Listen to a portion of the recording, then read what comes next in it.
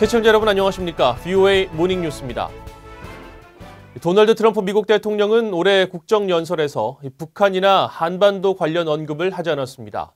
국정연설에서 대북 메시지가 포함되지 않은 것은 이번이 처음입니다. 다만 동맹국에 대해 공정한 방위비 분담을 거듭 강조했습니다. 첫 소식 박형주 기자가 보도합니다. 도널드 트럼프 대통령은 4일 새해 국정연설에서 미국을 다시 위대하게라는 취임 일성을 지켰다며 지난 3년간의 경제 성과를 부각하는 데 집중했습니다.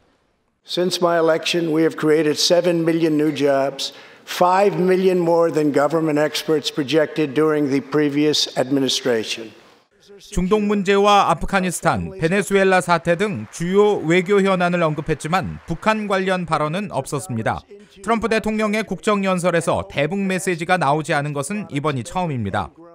2018년 첫 국정연설에서는 핵개발과 인권 문제를 거론하며 북한을 강하게 비판했고 지난해에는 김정은 위원장과의 관계를 강조하며 2차 미북 정상회담 개최를 공식화했습니다. 트럼프 대통령이 핵 이슈와 관련해 이번에 겨냥한 나라는 이란이었습니다.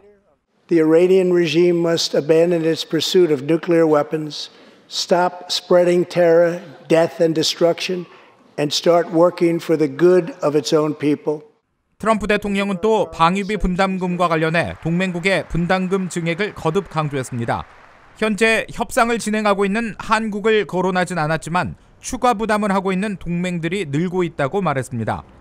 We are also getting our allies finally to help pay their fair share. I have raised contributions from other NATO members by more than $400 billion, and the number of allies meeting their minimum obligations has more than doubled. 한편 트럼프 대통령에 대한 상원 탄핵 표결을 하루 앞두고 진행된 이날 연설에서는 트럼프 대통령과 탄핵을 추진한 낸시 펠로시 하원 의장과의 어색한 모습이 연출되기도 했습니다. 트럼프 대통령은 펠로시 의장의 악수 요청을 외면하는 듯했고 펠로시 의장은 연설이 끝나자마자 연설문으로 보이는 종이를 찢어버렸습니다. VOA 뉴스 박형주입니다. 도널드 트럼프 미국 대통령은 선거 등 미국의 정치 상황과는 무관하게 북한과의 비핵화 협상을 진행할 것이라고 로버트 오브라이언 백악관 국가안보보좌관이 밝혔습니다. 오브라이언 보좌관은 5일 워싱턴 메리디안 인터내셔널 센터에서 미국 주재대사 50여 명을 대상으로 미국이 직면한 위협이라는 주제의 브리핑에서 이 같은 입장을 밝혔습니다. 그러면서 북한 비핵화 협상과 관련해 트럼프 대통령은 미국 국내 정치 상황을 완전히 배제하고 있으며 국내 정치 일정에 대한 고려 없이 미국 국민에게 승리를 안겨줄 수 있는 결정만 할 것이라고 강조했습니다. 오브라이언 보좌관은 이어 북한 김정은 위원장은 싱가포르에서 한 비핵화 약속을 지키지 않고 있지만 미국은 어렵더라도 외교를 지속할 것이라고 말했습니다. 미 국방부가 4일 잠수함 발사 저출력 핵무기를 실전 배치했다고 밝혔습니다. 미 국방부는 저출력 잠수함 발사 탄도미사일 실전 배치라는 제목의 보도자료를 통해 미 해군이 W-76E 잠수함 발사용 저출력 핵탄두를 실전 배치했다고 발표했습니다. 그러면서 이번 배치는 러시아와 같은 잠재적 적대국들이 저출력 핵무기 도입으로 미국과 동맹국들에 대한 상대적 이점을 제공할 거라는 믿음에 대응하기 위한 것이라고 설명했습니다. 또 이번 전력 보완으로 보다 신속하고 생존력 높은 저출력 전략 무기를 통해 미국의 억지력이 확장 및 강화될 것이라고 언급했습니다. 신종 코로나 바이러스로 중국 경제에 비상이 걸리면서 경제의 상당 부분을 중국에 의존하는 북한이 한계 상황에 도달할 수 있다는 전망이 나왔습니다. 중국의 대북 지원 역량이 위축되면 북한 경제에 곧바로 영향을 미칠 수 있다는 지적입니다. 김영교 기자가 취재했습니다. 발원지인 중국에서 신종 코로나 바이러스 감염자가 급속도로 확산되고 있는 가운데 세계 주요 금융기관들이 중국의 올해 경제 성장률 전망치를 속속 하향 조정하고 있습니다. 미국계 투자은행 골드만삭스는 5.9%였던 중국 국내 총생산 GDP 전망치를 5.5%로, 시티은행도 5.8%에서 5.5%로 낮췄습니다. 영국계 스탠다드 차터드 은행은 6.1%에서 5.8%로, 스위스계 은행 UBS는 6%에서 5.4%로 경제 성장률 전망치를 떨어뜨렸습니다. 동북아 전문가인 고든창 변호사는 신종 코로나 바이러스가 발생한 지난 1월 중국의 석유 수요가 전년 대비 20%나 급감했다면서 최악의 경우 이런 상황이 6월이나 7월까지 이어질 수 있을 것이라고 말했습니다. I don't know how China gets out of this. People say, oh, well, they'll just stimulate.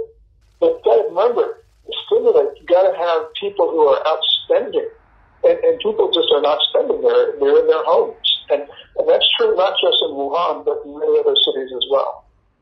스팀슨 센터의 순윤 중국 국장은 중국의 경제 활동이 사실상 멈춘 상황에서 중국 정부가 어떻게 활기를 찾을지 문제라며 이런 상황은 북한을 경제적으로 지원하는 중국 역량에 곧바로 영향을 미칠 것이라고 전망했습니다.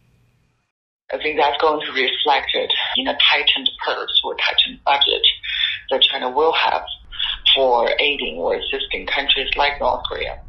순윤 국장은 또 북한이 중국을 통해 창출하던 수익이 현저히 줄어들 것이라면서 중국 관광객이 북한을 찾지 않으면 북한 정권의 외화벌이에 지장이 생길 수 있다고 지적했습니다. 한반도 전문가인 조지 워싱턴대의 그레그 브레진스키 교수는 북한의 중국 무역 의존도는 전체의 90%를 넘는다며 북한에 대한 부정적 영향을 예상했습니다. I think China's economy will clearly be hurt, and this can impact Sino-North Korean trade, and that can hurt North Korea's economy. 이 같은 상황에서 북한의 김정은 위원장의 경제 정책은 지금보다 더 큰 어려움에 직면할 것이라고 전문가들은 전망했습니다. VOA 뉴스 김연경입니다. 탈북 남성 한 명이 지난달 난민 자격으로 미국에 입국한 것으로 집계됐습니다. 지난 2018년 11월 이후 14개월 만에 처음입니다. 이현철 기자가 보도합니다. 미 국무부 난민 입국 현황 자료에 따르면 지난 1월에 탈북민 한 명이 난민 지위를 받아 미국에 입국했습니다. 이번에 입국한 탈북민은 10대 남성으로 미동부 버지니아주 리치몬드에 정착했습니다.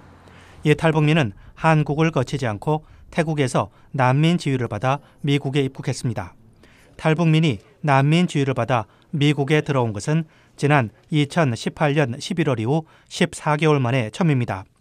탈북민들은 지난 2004년 제정된 북한 인권법에 근거해 난민 지위를 받아 미국에 정착할 수 있습니다. 2006년 5월에 처음 6명의 탈북 난민이 들어온 것을 시작으로 지금까지 모두 219명이 미국에 난민으로 정착했습니다. 미국에 입국하는 탈북 난민 규모는 지난 2008년에 38명으로 가장 많았지만 최근 몇 년 동안 급격히 줄었습니다. 특히 지난해에는 2006년 이후 처음으로 난민 지위를 받아 미국에 들어온 탈북민이 단 한 명도 없었습니다.